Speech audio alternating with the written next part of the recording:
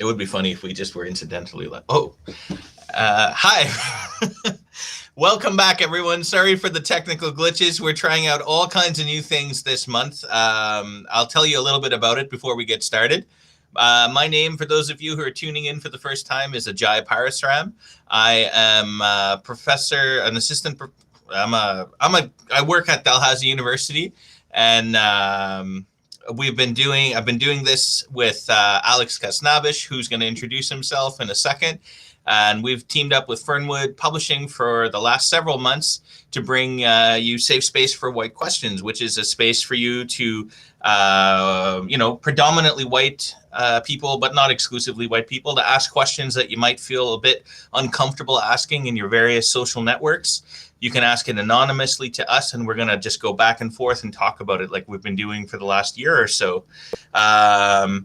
A couple of announcements before we get started. So this is going to be one of our themed issues, themed events. The theme for this month is CancelCanadaDay, hashtag CancelCanadaDay, which we will talk about. I think we already have some questions coming in about that. So we'll talk about that in turn. The next thing I wanted to draw your attention to is that Fernwood Publishing is concluding an online sale that ends today. So any books purchased online off the website, 25% of those proceeds goes directly to the Sebenaginic Nations fund that is looking to search the site of the former Shuby Residential School, looking for the bodies of more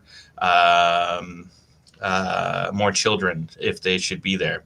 The next thing I wanted to talk about is that we're trying a new technology platform. Hopefully it'll look the same to you, but we are deploying some live captioning to enhance accessibility. And you'll see this rolling out for the rest of the summer as we try and get that going. And we should have also full transcripts available of all our future events. So looking for some really enhanced accessibility. So I'm going to pass it over to Alex to introduce himself, and then we'll get started.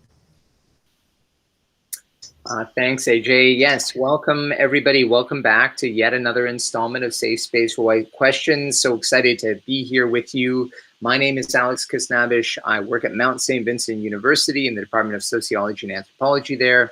And yeah, super excited to be discussing this incredibly tragic and urgent question around the discovery, stimulated by the discovery of these mass graves, and undoubtedly so many more that haven't been unearthed yet all across the settler colonial country of Canada.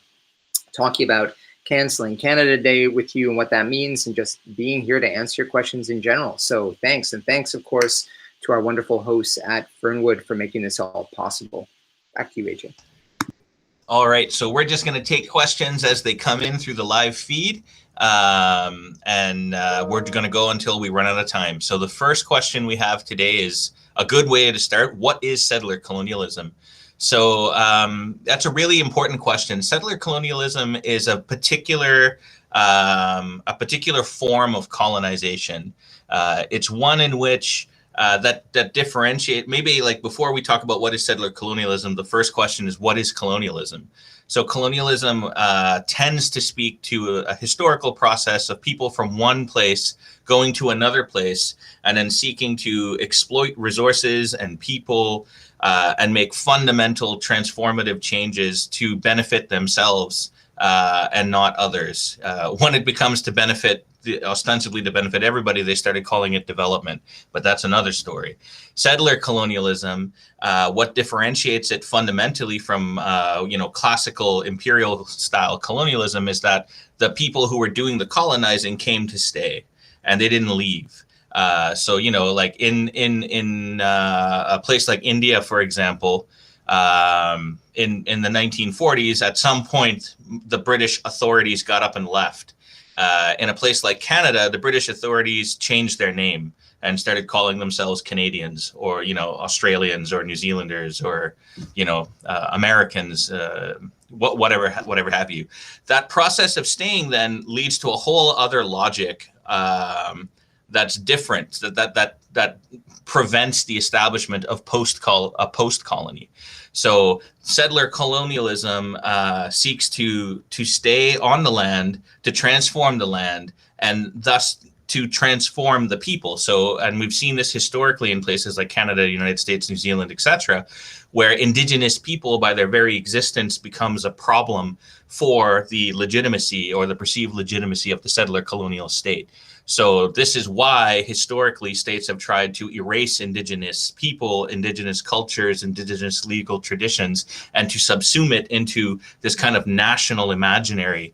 And the way that national imaginary kind of becomes popular is through symbols, through things like maple leaves or hockey or whatever kind of like very superficial piece that people across the territory feel like they can identify with.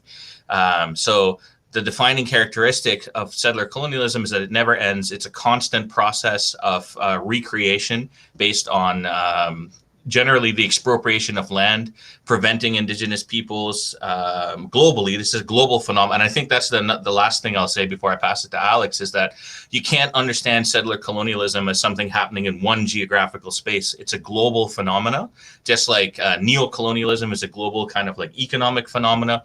Classic imperial colonialism was a territorial mercantilist style of extraction. So too is settler colonialism, something that defines the modern world and connects not just settler colonies, but former imperial centers, and also engages in other forms of kind of nasty colonial interactions. For example, Canadian mining companies from Canada that are already doing settler colonialism here are now engaged in what looks like more classic 19th century imperialism across Latin America.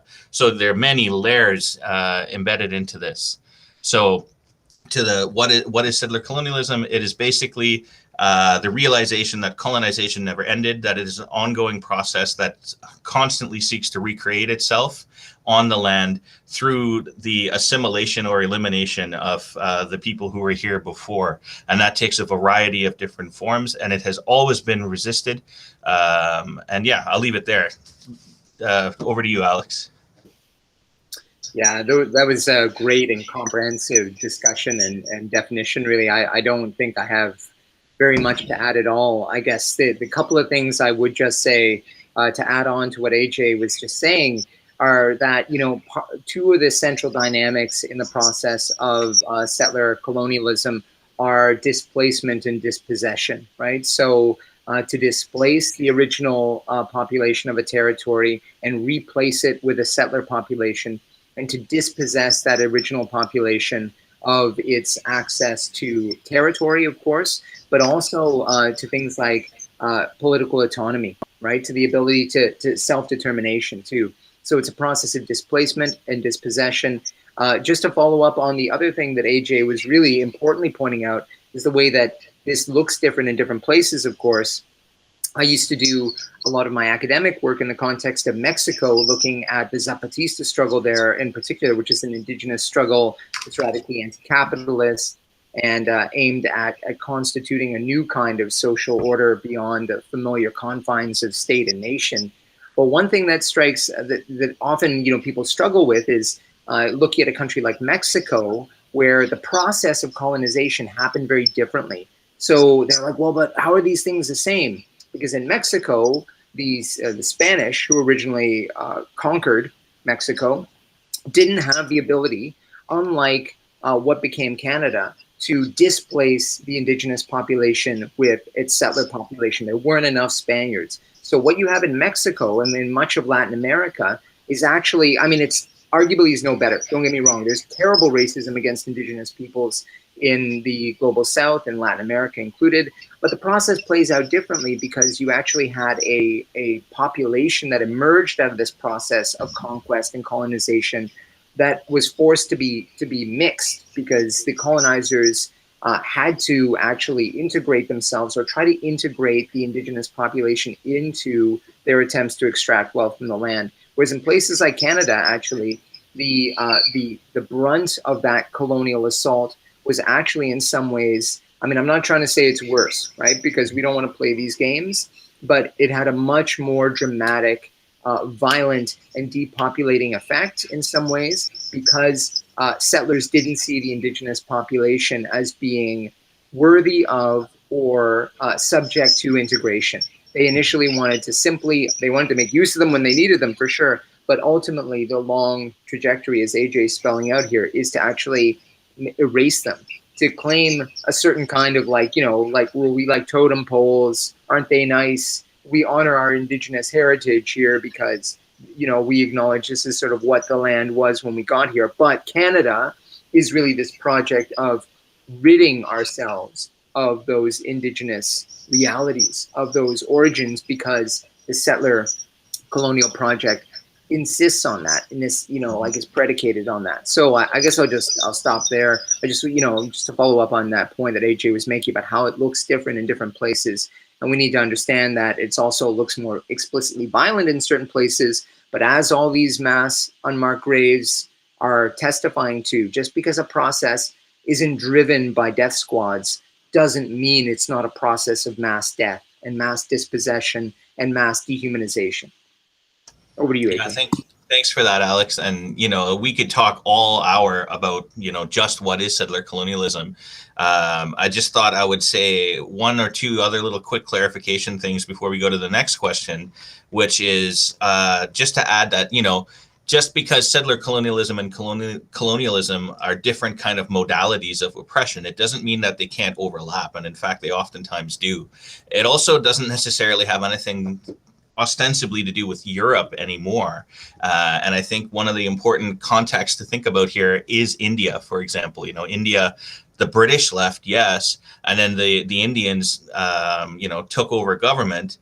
But if you look at what's been happening in Kashmir over the last couple of years right now, what you're seeing is a classic settler colonial play, where India is basically, violating their own constitutional obligations to this whole massive disputed territory, and essentially recolonizing it in ways that scholars are now starting to describe and apply settler colonial theory to help understand what's happening.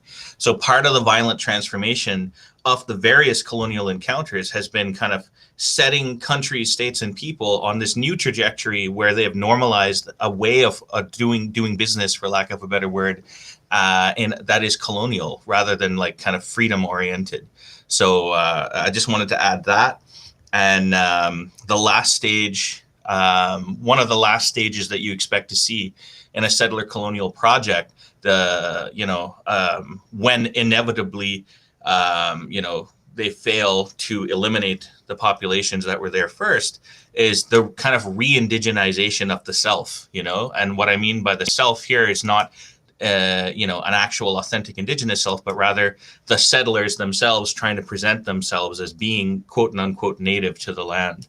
And we see that in lots of different kind of forms. I won't get into the details, but if you're interested in looking up some sources that do a really good job of getting into the details of this, the first is Glenn Sean Coulthard's book, Redskins, White Masks, that really does a beautiful job of showing the kind of like imbrications with capitalism and ongoing land theft.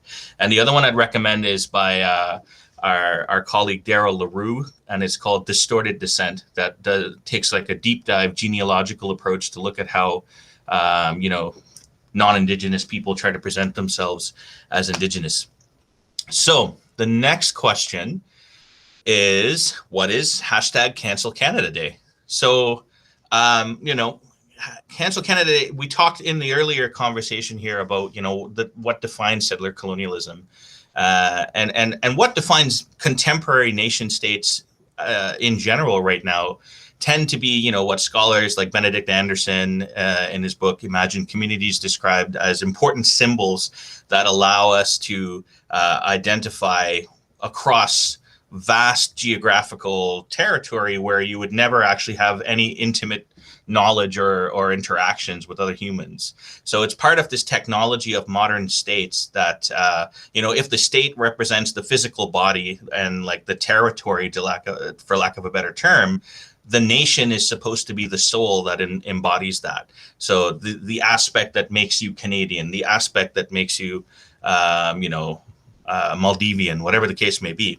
The reason why people are, well, I mean, people have a huge variety of reasons for why they're advocating for Cancel Canada Day.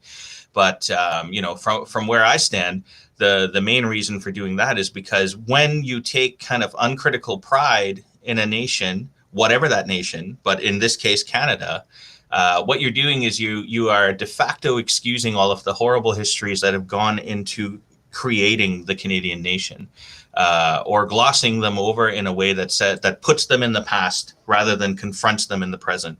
So Canada Day, I'll say, just from a personal perspective, has always been one of the most sombering, kind of like depressing holidays for me, because for two reasons. One, because as a person who grew up in Canada, me, like so many other people, was kind of raised to love Canada Day, you know, and I'm embarrassed to say that there's probably photos of me from way long ago with like Canadian maple leaves and just like having a grand old time, because I hadn't developed my political consciousness about what that actually came at the expense of. And it was through studying colonialism elsewhere and then coming to this slow realization that actually all these things are happening here, that it just like, it fills me with a deep sense of dread, regret, and rage as a person who has citizenship in Canada.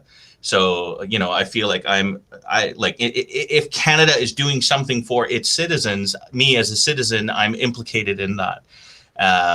So to Cancel Canada Day, you know, like the broad call has been coming from Indigenous communities. I just saw it recently on the Idle No More website, pointing out many of these same things, that we don't want a celebration of genocide. We don't want to see, you know, the kind of glossing over, the kind of leapfrogging into this era of reconciliation before we have actually confronted the truth of what the colonial state has done.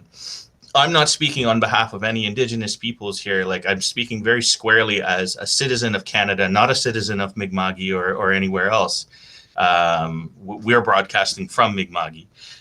You may be listening like wherever. So that's basically what hashtag Cancel Canada Day is. And it's the reason why we've made the theme for this month that subject, because I know that lots and lots of Canadians have questions about this, because for a lot of people, and I would say like there's nothing, you shouldn't feel ashamed of the fact that you are constructed to love Canada Day, right?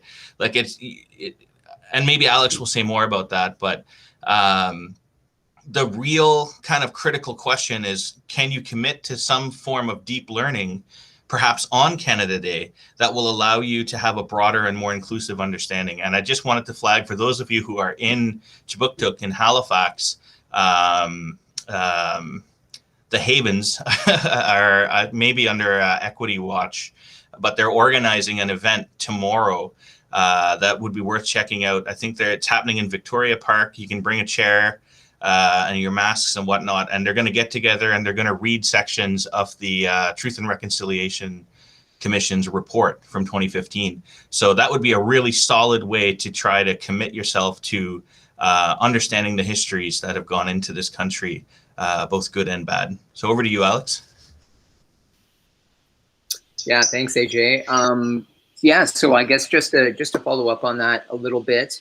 So I think that, you know, and to put it in the most recent context that we can, the hashtag, obviously, for those of you who don't know, if you don't know, emerged in the aftermath of this new wave of the discovery of the unmarked graves, the mass graves, outside of these Indian residential schools that, you know, existed all across Canada for 100 years, and the most recent of which was just closed a couple of decades ago. And so in light of that, in light of the renewed push to reckon with this ongoing, let's keep in mind that it's ongoing, right? These dynamics change shape. The residential school is closed, and then, you know, social workers, no offense to all social workers, but then steps into the gap to become the new way of regulating marginalized and oppressed populations, taking children away from people struggling with the weight of colonialism and genocide.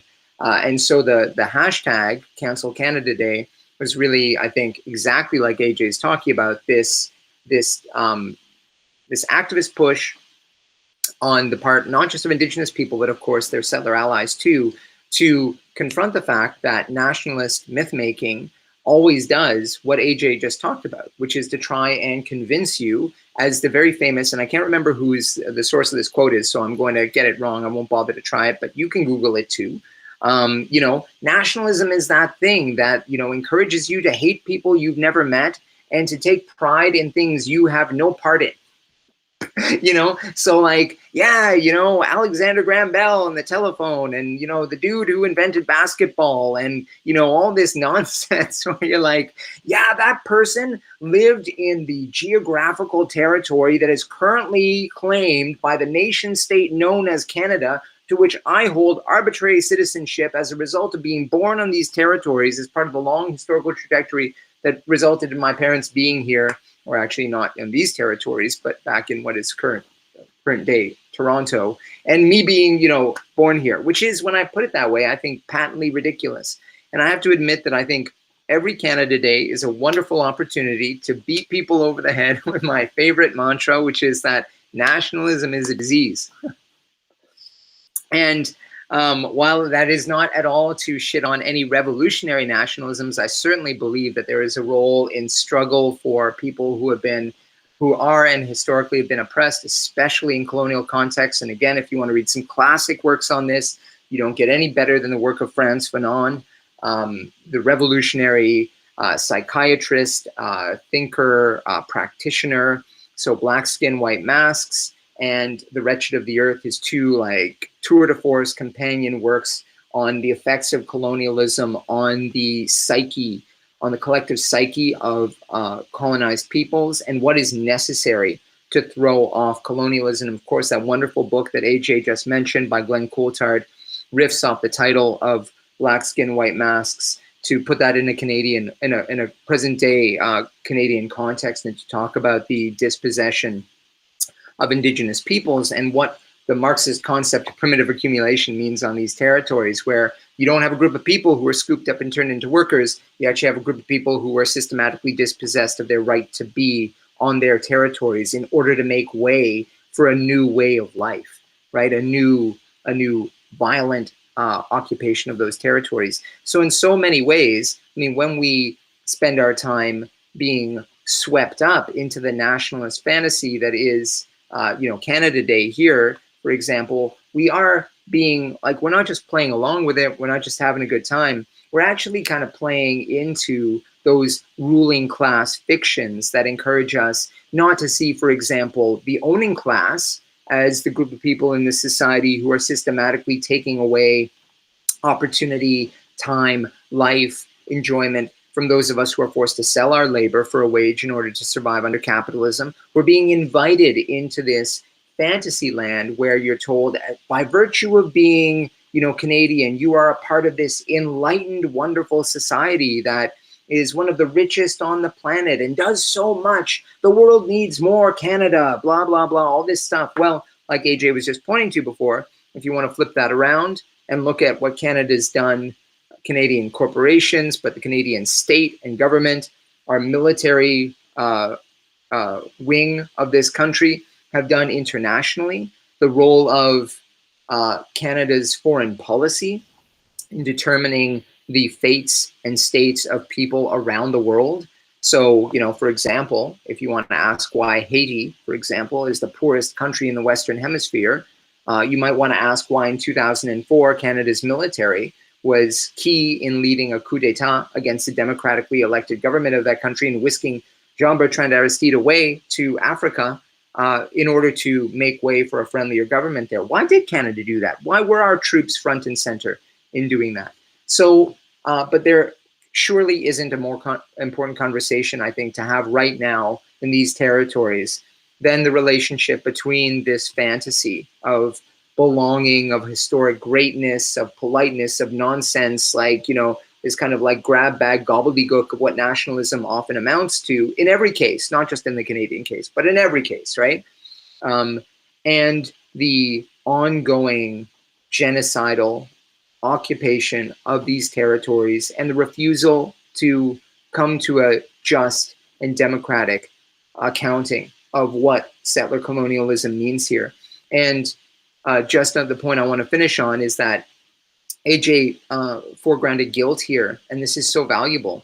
This is not like an invitation for you to feel awash in guilt or to react angrily to calls to cancel Canada Day as a result of you feeling, personally attacked or made guilty by these accusations. Like, unless you worked in a residential school, nobody's calling you out right now, right? But what we are saying, and I would, about myself too, right, as a Canadian citizen, as somebody who pays taxes to this state, somebody who like bears the political identity of somebody, who belongs to the Canadian state in that sense, as AJ already said, I am responsible for that. I was born into this world. It's not of my making, but I am responsible to it and it to me in ways that make me accountable for it. And I can either be part of making that world a more just, liberated, and democratic place, or I can engage in these bullshit fantasies that make me feel really good for one day when I go see some fireworks and get the day off work, but then at the cost of actually refusing to address these grinding and enduring dynamics of oppression and exploitation that have actually not just made people's lives worse, but as we can see in the case of these mass graves, ended them. So, we have to do better than that. Mm-hmm. Back to you, AJ. Thanks for that, Alex. Just a couple, while Alex was talking, I wrote down a couple more sources for folks who want to deepen their knowledge on this. So specifically on kind of some of the global exploits Canada has gotten itself into, I highly recommend Yves Engler's book, The Black Book on Canadian Foreign Policy. It's really fantastic, thoroughly well-researched. A short video by our friends over at Submedia. There's about an 8-minute video called On Nationalism, which is I highly recommend. It does a pretty good job of explaining what an anarchist view on nationalism is and why it's problematic. And the one thing I wanted to say before we move to the next question, because I was just thinking about this, Alex made this point about the differences of nationalism. And I think that especially in the context of settler colonialism, this can't be understated. There's a really important difference between Indigenous forms of nationalism and settler colonial forms of nationalism and other revolutionary forms of nationalism in the Fanonian tradition that Alex mentioned. The key defining characteristic is, what is the terms of the nation? On what basis do you collectively identify as a nation? And, there are some pretty core fundamentals of settler colonial nationalism, like, that we've been talking about: the expropriation of land, the denial of Indigenous identity and rights. These are the things that define Canada, the settler state. But, Mi'kmaq nationalism or Anishinaabe nationalism, Algonquin nationalism, those, and I'm not going to speak to them because I'm not from those communities, but from reading about them, as I have done, you can see very clearly that the ontological, so the starting assumptions that go into what it means to be, Anishinaabe or what it means to be Mi'kmaq are fundamentally different from what it means to be Canadian. It is much more substantial. It is relational in its context. There's also our producer is trying to show us something. Canada in the World. Oh yeah, another book by Shipley called Canada in the World. That's a much more recent book too, that you can check that one out for more details. But anyway, in terms of trying to understand the differences of Indigenous nations, there's a short essay by Leanne Simpson called I Am Not a Nation State, where she does a beautiful job of explaining what is fundamentally different about the, in her words, the Anishinaabe world that her ancestors woke up to create in the everyday versus, like the highways of she juxtaposes it with the 401 in Ontario driving into the city of Toronto for an academic conference. And I really recommend it, as well as Lynn Gale's work. She has two really good books. One called The Truth That Wampum Tells, and the other called Claiming Anishinaabe. There's lots out there. I just really encourage you to look for Indigenous writings on what nationalism means to Indigenous people, because it is very different, and it's a very different thing. So moving on to our next question, and I'm going to read it. What is the relationship between canceling stuff we don't like and censorship? That's a really important question to talk about. So where do we start with that? So I think the way I would start a conversation about this is to say, you know, the fear of quote unquote cancel culture is greatly exaggerated. And you have to look at who is greatly exaggerating it. It is almost always the right, the conservative, the far right that want to talk about this quote unquote cancel culture that's trying to stifle freedom of speech, that's trying to turn us into some kind of anti-intellectual world where, you know, snowflakes, this and that. It carries the same kind of dialogue. But look at what is being triggered when people talk about canceling. You know, like it is an attempt to actually say the world that you think that you live in is not organized in the way that you think it is. So for example, people talking about the censorship associated with taking down problematic statues, whether it be to Ryerson or to, you know, Cornwallis or John A. Macdonald. These are the big ones that have been in the news of late. You know, you have to, it's interesting how all these questions actually coalesce around settler colonialism.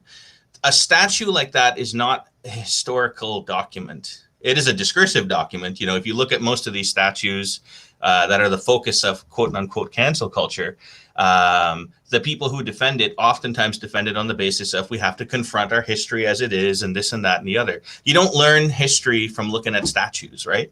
That's not a useful thing. Like to use the example of the Cornwallis statue that was recently removed by Indigenous activists and their allies here in Chibuktuk. That was something that was put up in the 1930s in order to cultivate a sense of imperial nostalgia amongst Halifax facing a Great Depression so that people would feel better about their colonial ancestry. That was the history of that statue. That is why that statue was there. It had nothing to do with educating people about the founder of Halifax.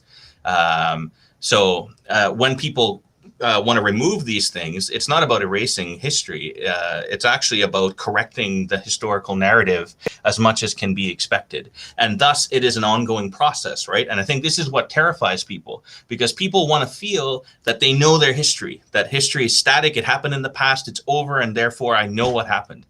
Actually, no, historical knowledge is a process of constant discovery and ongoing learning. So you might think you understand something that happened in 1794. And maybe to the best of your knowledge right now, based on the sources that you've looked at, that's the case. But maybe you haven't heard like some compelling oral histories that speak to a very different history about that. And that history is going to need to be revised. And I think that's why like no serious historian is going to say, well, you know, like taking down a statue is going to challenge the history. What it does is it challenges the national history. And there's such an important difference between looking at national history and looking at like the actual past as it's constituted. And there's whole fields of historical research that do that.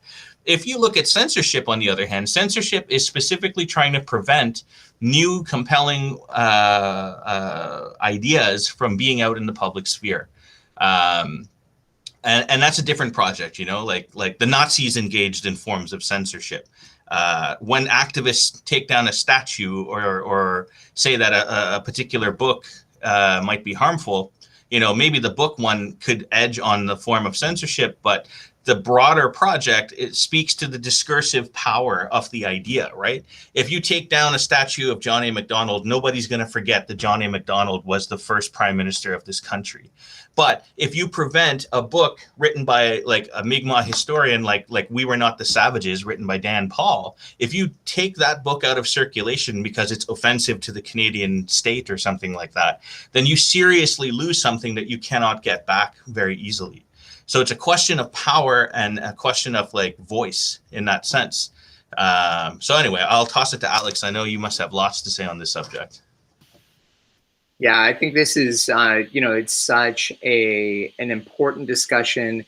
It is honestly such a long-standing one too. You know, like people feel like this conversation is a new one, and it's not. And in some ways, that just means it's like it's an important one to have, right? I mean, we can't ever be complacent about the way that we attempt to engage in either the discussion of the life of difficult, provocative ideas, or or are easy, this kind of easy retreat that AJ is talking about here that some people want to make and say, oh, well, but that's history. We have to discuss it. It's so much more complicated than that. I'm going to drop a reference to another book here that I think is really useful in our current moment. It's a little short book, but it packs a punch. It's called Is Free Speech Racist? By Gavin Titley. And I highly, highly recommend it. This book is amazing in terms of what it does, because what he does is he doesn't tell you whether all claims to free speech are inherently racist, but what the point he makes is that he's like, every debate about what constitutes freedom of speech is inherently a debate about power, right? About who gets to determine, who gets to speak, who gets to be heard, and what positions are advanced. And also, it's a debate about how we understand racism in society. So some people want to say, debating the humanity of non-white people today is something that should be allowed because we're not doing it in terms that we did 30 years ago, right? Nobody's arguing that people are genetically inferior, although, go on Nazi Telegram and I'll show you a bunch of channels where people are debating just that. But aside from those, nobody's debating that. We're just debating, abhorrent cultural practices, or we're debating, some other culturally constructed thing. So we're not racist because racism is only a spurious belief in the biological, essentially, difference between different groups of people. So what they do, in other words, is they're saying, I'm not racist. My free speech should be allowed because it doesn't fit a definition of racism that would have applied like 30 years ago. But actually, if we look at the current dynamic, dominant debates about this, if you watch Tucker Carlson, for example, if you watch any mainstream right-wing pundit, they're obviously not talking about that stuff, both because the science has so thoroughly debunked it, but also because they know they can't get away with it. So instead of saying, oh, black and brown people are genetically inferior and should be exterminated, they say, white people are being replaced by waves of hordes of black and brown people. And this is a threat to our civilization. And don't we have a right to defend it? Don't we have a right? So their racist discourse is simply translated into a new vernacular, right? So we got to track the way that changes, first of all. So we're not confronting the same kind of problematic speech at every moment in history, because that obviously changes with the times, right? We all know that. Hey, your local Nazi propagandist knows it better than anyone, actually, because they've invented a whole new way of speaking that has kind of culturally coded this form of extermination, replacement speech in a way that they believe they can get away with. So that's one point, I think, is that we can't rest on our laurels and believe racism is measured by, let's say, lynching black people. Okay, our only standard is if black people are not being lynched and indigenous people are not being actually physically sequestered on reserve by the RCMP, then there's no racism, which is kind of the debate that some people want to have. It's sort of like what AJ is talking about here, right? Oh, look, you can't measure the standards of the past by the standards of today. That's not fair. And you get into this weird historical relativism. But nobody actually is talking about doing that. So we have to be clear that every representation of the past is an expression of current relations of power, right? The people who get to speak most loudly and get to be heard most widely today are those closest to those centers of power. So it's not surprising that those power relations map onto the shitty world created by these historical and ongoing dynamics like settler colonialism. So, to bring up my favorite example around this right now, let's talk about J.K. Rowling for a second, okay? Both because it's safe and gets you away from feeling threatened on your nationalist principles, but also because it's a good example of how nonsense this debate is.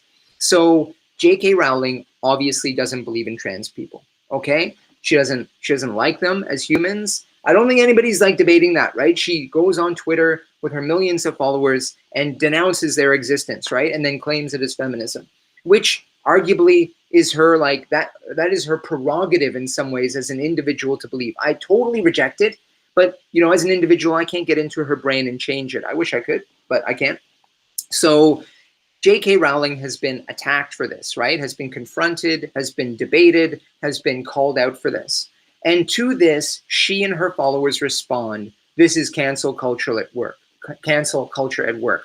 Well, J.K. Rowling still has her Twitter platform. She still sells millions and millions of books. She's still gotten insanely rich from her Harry Potter franchise. None of that has been challenged. In fact, a year ago or so, she and several, like dozens of other like Illuminati from the liberal intelligentsia got a letter published in Harper's Magazine, one of the leading literary magazines in the world, decrying their canceling. Well, it seems to me, if you're actually getting a letter published in Harper's, you're not being canceled, are you?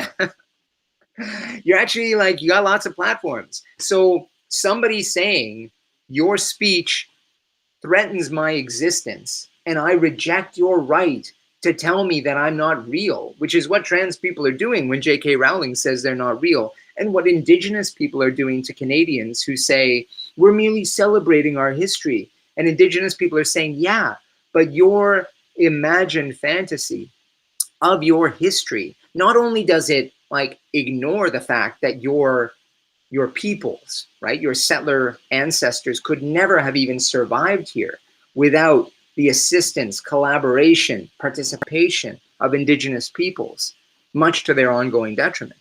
That ignores that. We don't learn about that. Most of us never learned about that. But it also ignores the fact that your ongoing fantasy of what you think Canada is ignores the brutal realities on which it's predicated, right? Like look at prison statistics, for example, and see who the #1 population dramatically overrepresented in Canadian prisons are, right? We know way too much about the United States. We know Black and brown people are way overrepresented in their prison population. In Canada, that's Indigenous people, like far and away, especially Indigenous women. So these kinds of realities are what we're pushing back against. So while I would say, I'm going to leave it on this because we should move on to the next question, but I'll say this. If you're really concerned about free speech, read the leftist history of the suppression of free speech. Read early 1900s stories of Wobblies, members of the industrial workers of the world, who fought back against like brutal bosses and labor oppression, who fought on the plank of free speech, and see where the state fell down on that, okay? Because nobody has suffered more for their free speech than radicals and revolutionaries of and from the left. We never hear about this. These free speech warriors today who want to decry attacks on their freedom of speech, where were they in Canada when Bill C-51 was being debated and passed into law that allowed for the systematic, widespread surveillance of speech acts all across the Canadian polity? Where were they? They didn't raise a single objection to that. Your emails monitored, right?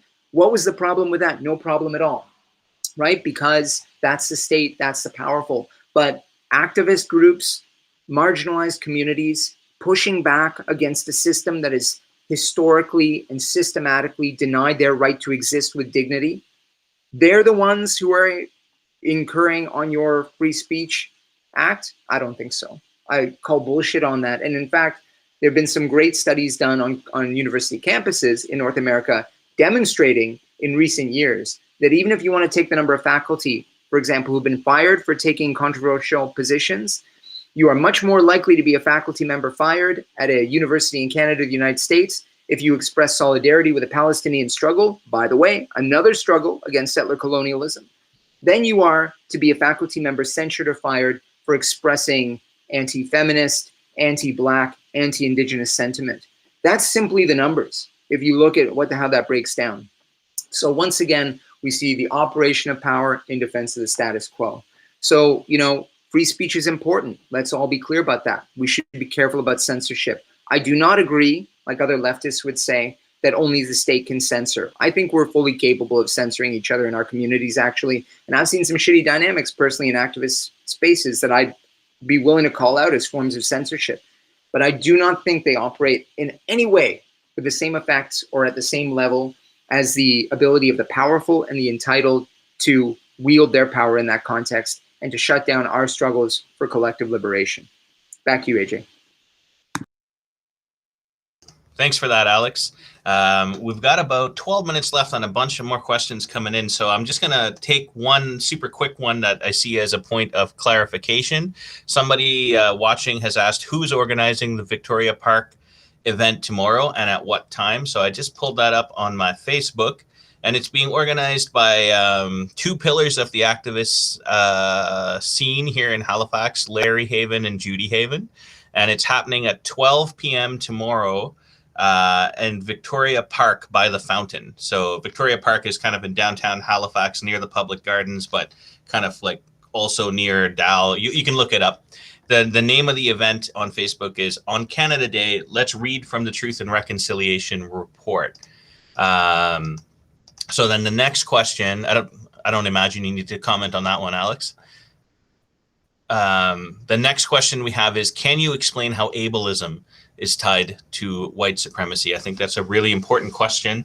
And actually one that I'll probably end up deferring to Alex on here, because to me, like, when I think first and foremost about that relationship, I go right back to the Nazis, where there was this kind of like racial project of seeking to perfect the human race through the elimination of people who then the people who have power see as being, you know, like deficient in that way. And that included, of course, you know, most famously Jewish people, according to the Nazis, but also, you know, like people with the wrong color skin, people who love the wrong way, people who are differently abled. So ableism is a fundamental part of white supremacy, because white supremacy is premised on this idea of civilizational hierarchies, that there's somebody on top and then that it's a pyramid all the way down. And in its most vicious forms, it's led to the violent attempt to eliminate people who are not, you know, quote unquote Aryan. But in all of its kind of smaller parts, in the everyday, you see it through the politics of exclusion, the politics of saying, oh, I wish we could do this, but, you know, we don't have the capacity to put a wheelchair ramp or what have you. So those everyday examples, you know, of ableism, if you look not too hard even, you can probably see how the similar logic is connected to white supremacy. Alex? Yeah, it's a super good question. I'll try to be really concise about this so we can get to another question. But I do, like, this is like going right to the root. This is like the best example of a radical approach to understanding how oppression is interwoven. So really, for this answer, we go right back to the end of the 1800s. We can go right to England, but we also look to the United States. Quick reminder that the Nazis based their race laws on observations of how US racial laws worked in the exclusion of Black people. And in some cases, and this is mind-blowing to most people, the Nazis actually found that US-based race laws were too extreme for them, and they moderated that. So think about that, something that was too extreme for the Nazis. So this isn't just, you know, because often we think, oh, like these kind of like extreme examples, but keep in mind there is this whole ecology of determining what kind of life is like counts as valuable and what doesn't count. And so right at the end of the 1800s in England, we have a man by the name of Sir Francis Galton. Galton was actually a cousin of Darwin's. He's riffing off of some of Darwin's ideas and misapplying them. This will become the basis for what becomes known as eugenics. And eugenics, just like the pseudoscience of measuring people's skulls for phrenology, right?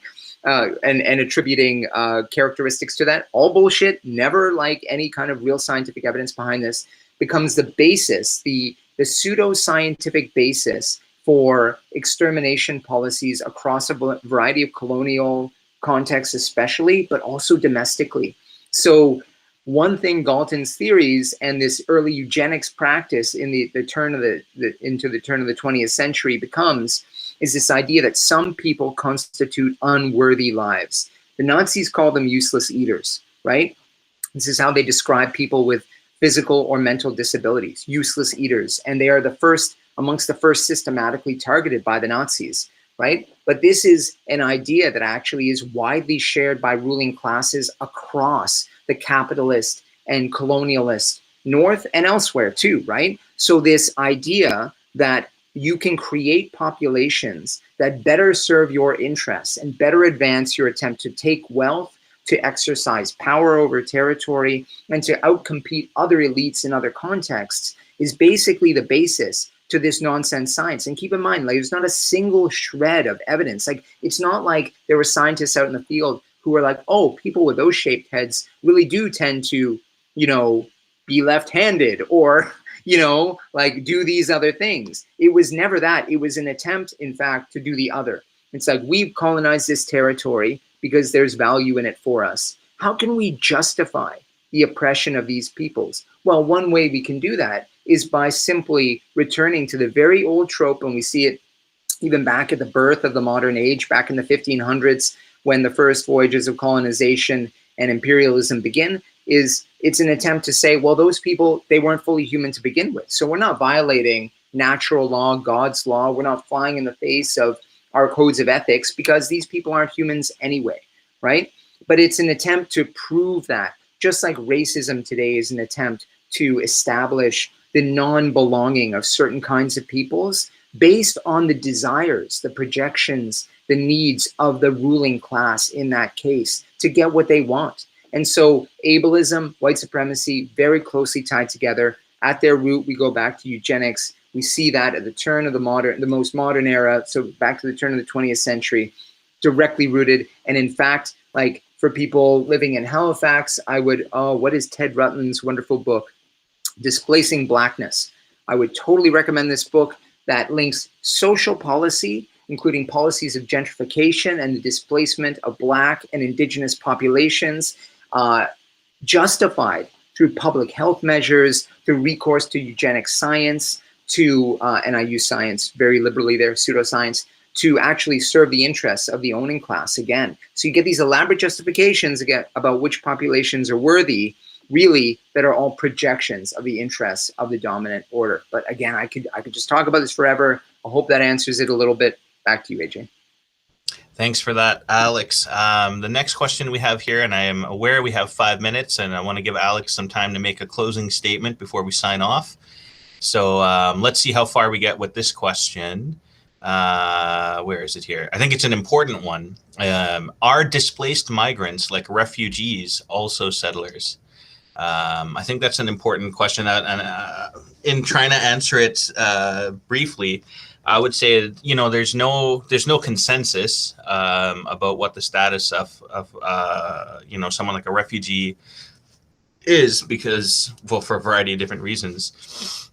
From my perspective, from my reading on the subject, I would say, you know, everybody who's here that's not indigenous to this place is not indigenous. So you could start from that basis. Did everybody come with the same intentions and under the same conditions? I mean, absolutely not. So in the literature, and I forget if it's Mahmoud Mandani or Lorenzo, I forget his last name, a guy who wrote a book on settler colonial theory. But there's some resources out there. But one of the explanations that resonates with me, that differentiates between a migrant and a settler, is this, and it's very simple. A migrant is a person who leaves their home and arrives in a new place and then seeks to understand the conventions and to integrate themselves into the society and become, you know, like productive members of society. A settler is somebody who leaves their home, arrives in another place, and rather than trying to integrate into the existing structure, wants to change the structure to look like their home. You understand what I mean? So it's almost like it's like a Borg-like mentality. And then we can see how, you know, there's a really fundamentally different character associated with when Europeans arrived through various different means and arrived in Turtle Island. Their objective was to recreate Europe. And we see that everywhere. You know, how many George Streets exist here? How many like statues to Queen Victoria all over the world? The purpose of that settler was to recreate a home that was seen to be better than the place that they arrived in before they could even arrive there.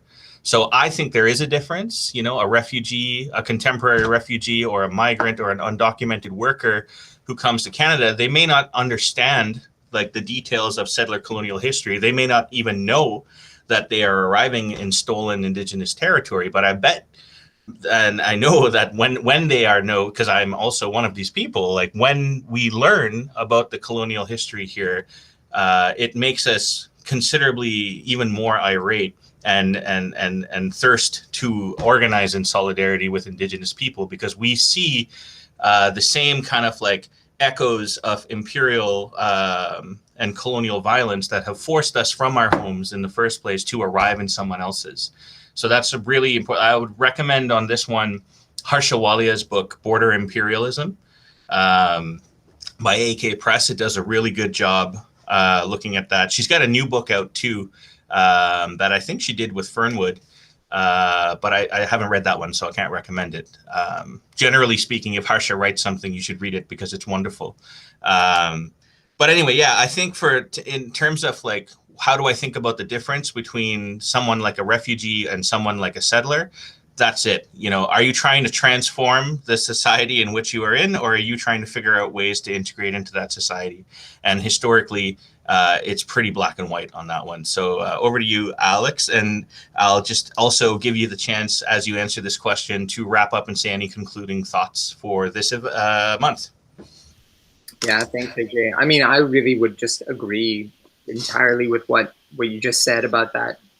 I think that, you know, we need to understand that, yeah, the key difference between like indigenous and non-indigenous populations on these territories, but there's a key dynamic at work there that distinguishes settlers from migrants. And often migrants are people who have been pushed into motion by dynamics that are being that are emanating out of those, you know, to use like Wallerstein's core periphery whole thing, like the core overdeveloped, overly privileged nations in the world today, and primarily in the global north, who are, you know, busy despoiling, pillaging, you know, like systematically underdeveloping huge swaths of the world and denying those people opportunities for meaningful self-determination and development, who then are pushed into motion and who are then denied the opportunity to enjoy the fruits of that extraction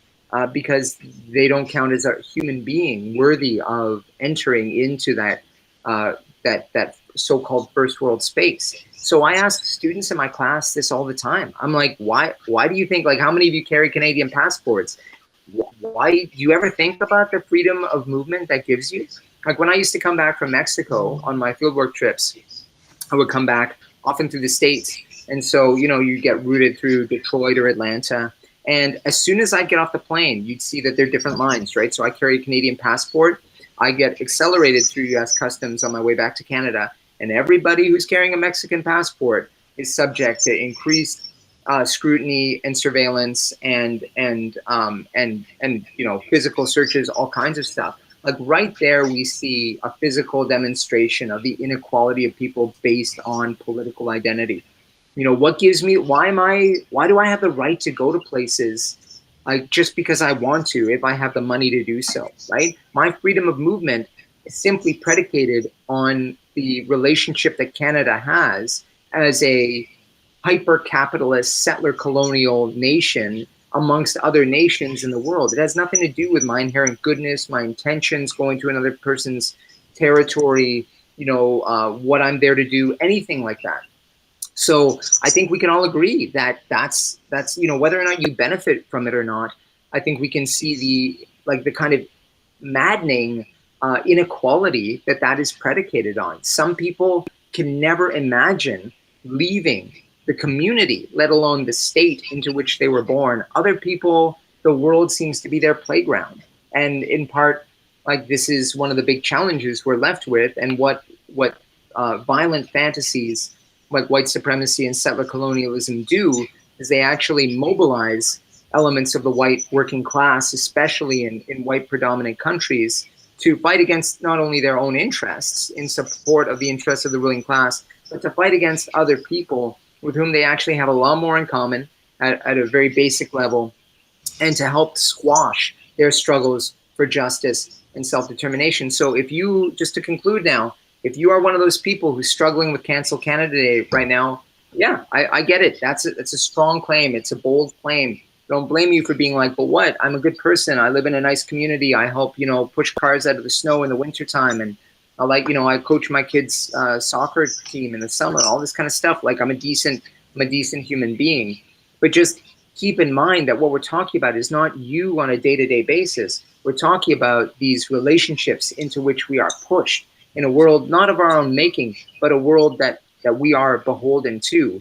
And if that's all true, then can't we do better than one day a year bullshit myth making about the culture and society we live in, and instead find ways on those other 364 days to actually live a less violent, more collectively liberated, more just, more democratic, infinitely more satisfying life collectively than what these spectacles offer us? I'd trade all the fireworks in the world for like a better, more liberated, more just society in which I knew that other people were getting basic opportunities that so many of us take for granted. And I think at the root of it, like that's what revolutionary struggle is about. It's about recognizing that common humanity in us all and recognizing that our interests don't lie with the powerful, that they actually lie with common folks, with each other, regardless of our other differences that will work out on the way.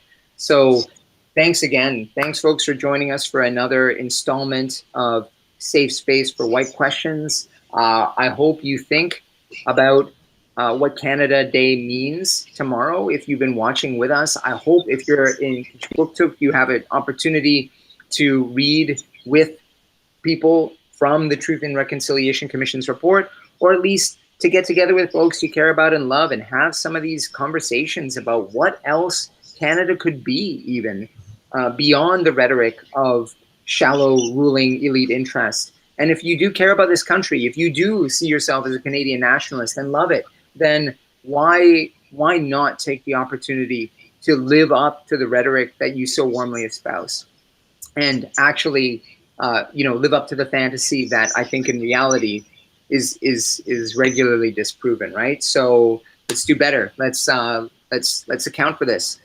All we have to lose, in that famous Marxist slogan, is our collective oppression, our chains, right? All we have to gain is this whole world that we could remake in a way better, collective, liberated spirit. So thanks again, folks. We'll see you next month at this wonderfully facilitated forum. And thanks once again to our friends at Fernwood. Check out their sale. It's your last day to get on that.